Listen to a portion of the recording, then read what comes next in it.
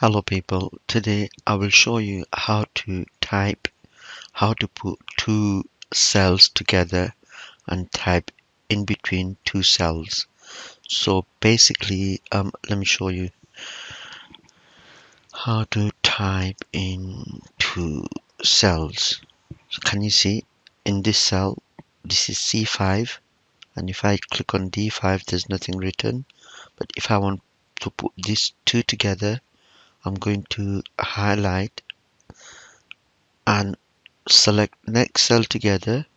I'm going to click on right hand and then go into format cell and then go into alignment and merge cell and OK it.